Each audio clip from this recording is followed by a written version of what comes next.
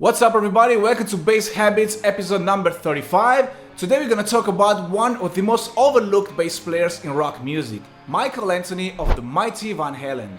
When talking Van Halen, we're talking about what's probably the most famous and iconic rock guitar player of all times.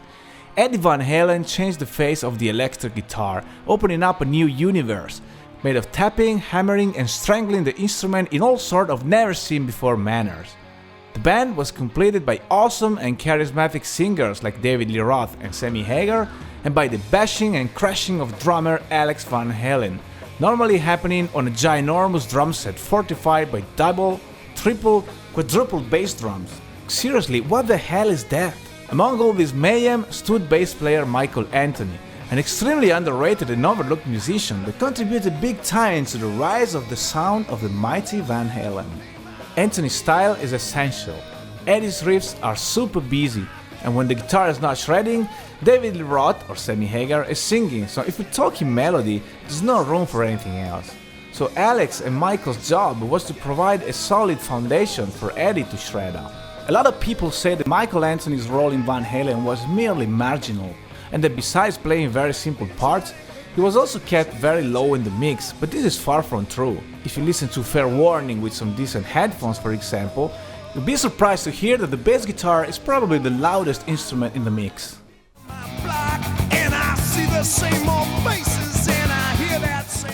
Also, on the early records, the bass was very clear and distinguishable for two other reasons. One, Van Halen had the wonderful habit of not using any guitar overdubs on most albums, and what you hear is just the three of them playing in a room.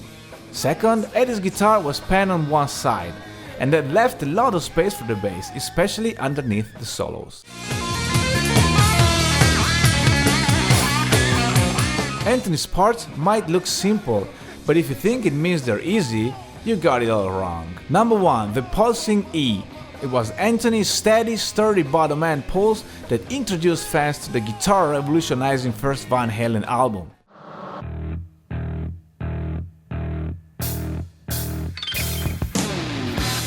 You might think that being basically just a one-note riff, this is probably the easiest thing to play on bass, right?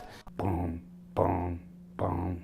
You know that really hard part? Well, I've covered the song a few months ago, and keeping the tempo tight and perfect is way harder than you think, and I had to do it over and over again. The second album, Van Halen 2, begins with the bass again.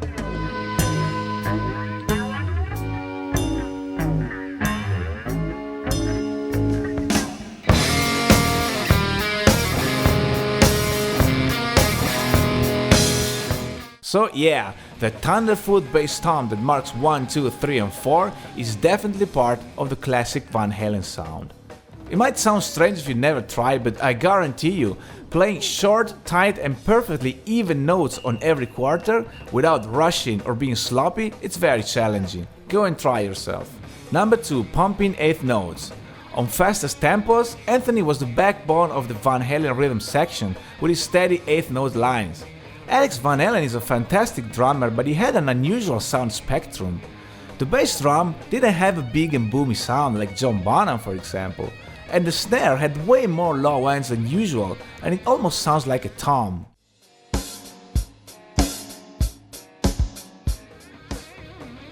On top, the hi-hat is mixed very loud, so all this takes away part of the power of the bass drum, leaving a gap in the low ends that gets occupied by the bass. I don't really know how to explain this, but when I listen to Alex Van Halen playing a basic rock tempo, for some reason it doesn't sound tight like for example Chris Slade.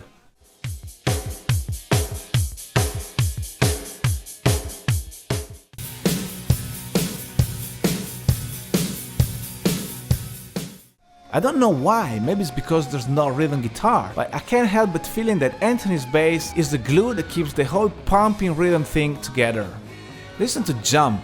What really drives the tempo of the song are the eighth notes played by the bass guitar.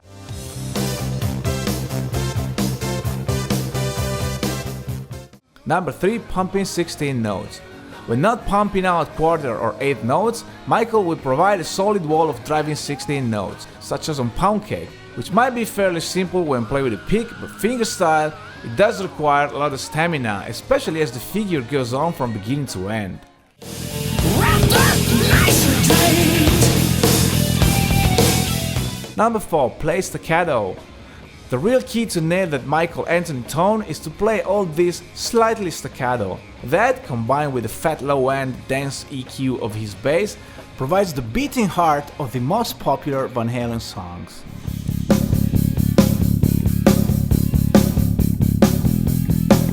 Not that easy, right? Well, I told you.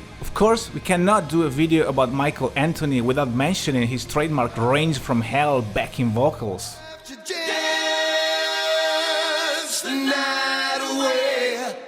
They're so good that apparently David Lee Roth used the original Van Halen tapes to sample the backing vocals during his last solo tour.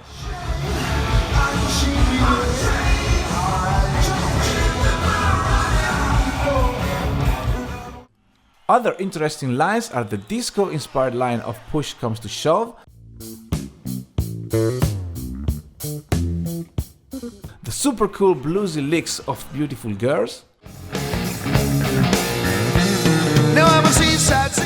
and the crazy fast shuffle of I'm the One.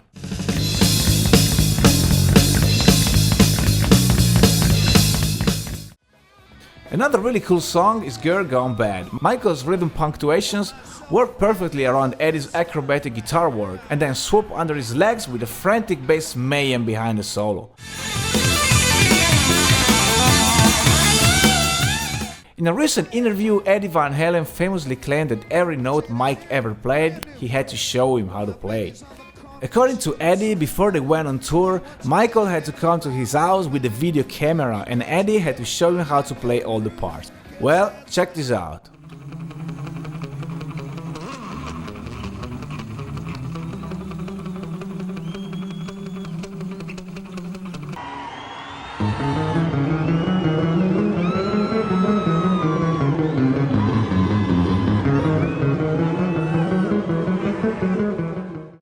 The truth is that Michael Anthony is tight as fuck, and not only, he also has a very musical ear, and for a guy that can handle the fretboard this way,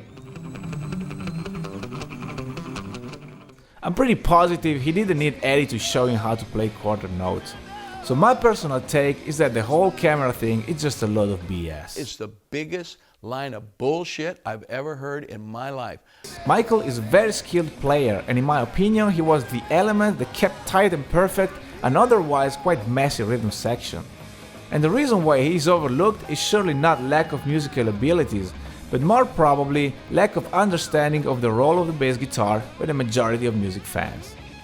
Thank you very much for watching, please don't forget to subscribe, leave a comment and follow me on Instagram.